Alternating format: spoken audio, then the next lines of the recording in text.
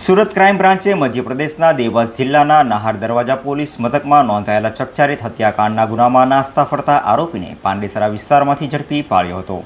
સુરત શહેર crime branch દ્વારા અસામયિક તત્વો પર લગામ લગાવવા માટે હાથ ધરવામાં આવેલ ડે કોમ્બિંગ અભિયાન દરમિયાન મોટી સફળતા હાથ લાગી હતી। પોલીસમાં બાતમી મળી હતી કે મધ્યપ્રદેશના દેવાસ જિલ્લાના નાહાર દરવાજા પોલીસ સ્ટેશનમાં નોંધાયેલા હત્યાના ગંભીર ગુનામાં છેલ્લા કેટલાક સમયથી નાસ્તો ફરતો વોન્ટેડ આરોપી રાહુલ શૂટર સુરતમાં છુપાયો છે। બાતમીના આધારે ક્રાઇમ બ્રાન્ચની ટીમે પાંડેસરા વિસ્તારમાં વડોદ ગામ એસએમસી આવાસ ગેટ નંબર 1 પાસે વોચ ગોઠવી હતી અને મૂળ દેવાસના બિહારીગંજનો રહેવાસી રાહુલ ઉર્ફે શૂટર રાજેન્દ્ર ચૌહાણને દબોચી લીધો હતો। પોલીસ તપાસમાં સામે આવ્યું હતું કે આ આખી ઘટનામાં બે ગેંગ વચ્ચે જૂની અદાવતનું પરિણામ હતી। આરોપી રાહુલના મિત્ર રિતિક સિહોટે અને વરુણ બાલીનું શુભમ ઉર્ફે લડ્ડુ નાથ સાથે અગાઉ બોલાચાલી બાદ ઝઘડો થયો હતો અને 17 મે 2026ના રોજ રાત્રિના સમયે જ્યારે રાહુલ તેના સાગરીતો સાથે નાહાર દરવાજા પાસે હાજર હતો ત્યારે મૃતક શુભમ ઉર્ફે લડ્ડુ અને તેના સાથીઓ ત્યાં આવી પહોંચ્યા હતા। બંને જૂથો વચ્ચે ઉગ્ર બોલાચાલી બાદ સામસામે ઘાતક હથિયારો અને ફાયરિંગ કરાયું હતું, જેમાં શુભમને ગોળી વાગતા તેનું કરુણ મોત નીપજ્યું હતું। આ ચકચારી હત્યાકાંડ બાદ નાહાર દરવાજા પોલીસ સ્ટેશનમાં હત્યાનો પ્રયાસ અને આર્મ્સ એક્ટની વિવિધ કલમો હેઠળ ગુનો દાખલ કરાયો હતો। આ કેસમાં રિતિક સિહોટે, વરુણ બાલી, બિપિન બાલી, મોનુ સિહોટે અને સિદ્ધાર્થ ઉર્ફે ગુટ્ટુની ધરપકડ તે સમયે જ પોલીસ દ્વારા કરાઈ હતી। જોકે મુખ્ય આરોપી રાહુલ શૂટર પોલીસને ચકમો આપી વતનથી ભાગી નીકળ્યો હતો અને સુરતમાં આવી પાંડેસરા વિસ્તારમાં આશરો લીધો હતો।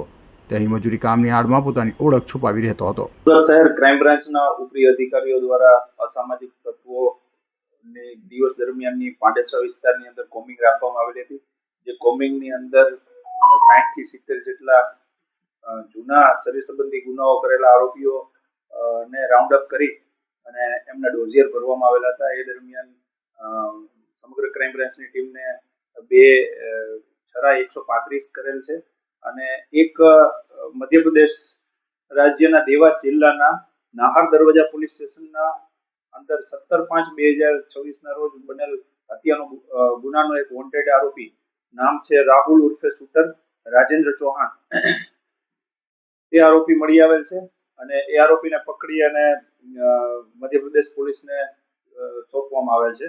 એ બનાવમાં બે ગેંગો છે, રિતિક વિકાસ સિયોટે, મોનુ સિયોટે, વરુણ બાલી, બિપિન બાલી અને સિદ્ધાર્થ ગટ્ટુ અને પકડાઈ જનાર રાહુલ ઉર્ફે શૂટર રાજેન્દ્ર ચૌહાણ।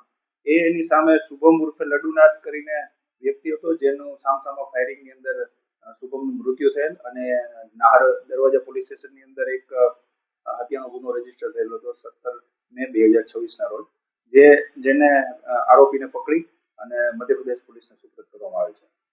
વધુમાં રાહુલ ઉર્ફે શૂટર માત્ર એક ગુનામાં જ નહીં પરંતુ અગાઉ પણ અનેક વખત ગુનાહિત પ્રવૃત્તિઓમાં સંડોવાયેલો રહ્યો છે। આટલી લાંબી ગુનાહિત કુંડળી હોવા છતાં તે પોલીસની નજરથી બચવા માટે સતત સ્થળ બદલી રહ્યો હતો।